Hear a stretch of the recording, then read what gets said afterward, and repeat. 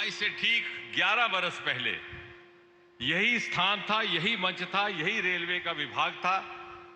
और आप Katra rail station के उद्घाटन के लिए हमारे बीच पधारे थे। मैंने उस समय ये बात कही थी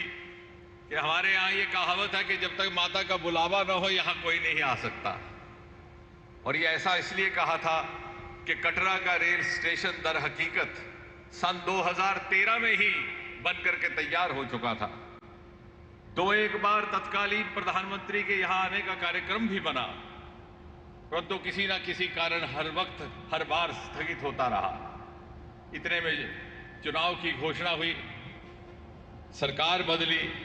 और माता की इच्छा पूरी हुई कि मोदी जी प्रधानमंत्री बने और कटरा रेल स्टेशन का लोकार्पण उनके हाथों से हो।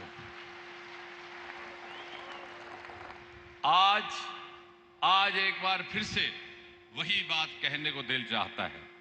और वो इसलिए कि हालांकि इस पटरी का काम तो महाराजा प्रताप सिंह के जमाने में इसका तस्वुर आज से 150 साल पहले हुआ था, लेकिन आज़ादी के बाद पहली बार जम्मू कश्मीर में रेल का आगमन सन 1972 में हुआ, जम्मू रेल स्टेशन की स्थापना के साथ। उसके बाद 50 साल गुजर गए, सरकारें आईं, सरकारें गईं, बल्कि यहां तक कि पटरी का काम एक बार रोक भी दिया गया। आपके आने के बाद इसको रिवाइव किया गया, एक बार फिर से अलाइनमेंट बनाई गई, और शायद विधाता को यही मंजूर था कि मोदी जी प्रधानमंत्री हों और कश्मीर घाटी को रेल के माध्यम से देश और दुनिया के साथ जोड़ने का ऐतिहासिक काम उन्हीं के हाथों से हो, और उन्हीं के हाथों से हो दुनिया के सबसे ऊंचे रेल के पुल का लोकार्पण, जो आज हम सबकी आंखों का नूर है। प्रधानमंत्री जी, इतना ही नहीं, आप ही के कार्यकाल में कटरा और दिल्ली के बीच में 2-2 वंदे भारत चलने लगे। आप ही के कार्यकाल में एक्सप्रेस रोड कॉरिडोर को मंजूरी मिली,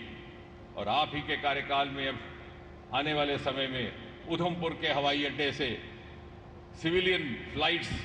की भी सुविधा उपलब्ध करवाई जाने वाली है। इन पहाड़ों में हमारे एक जमाना हमने देखा जब हमारे बुजुर्ग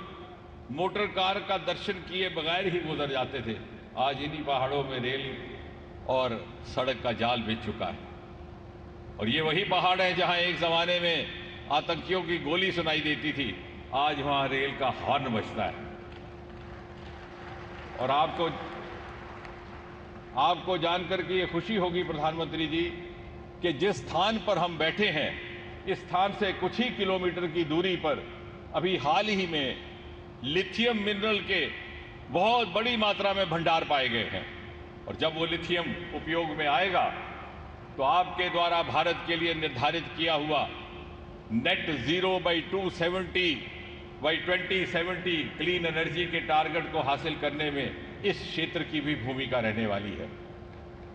इस इलाके के बेशुमार ऐसे सरमाए हैं जो ना पहले कभी तलाशे गए न तराशे गए, लेकिन अब आपके आशीर्वाद से वो विकसित भारत की यात्रा में जुड़ने लगे हैं।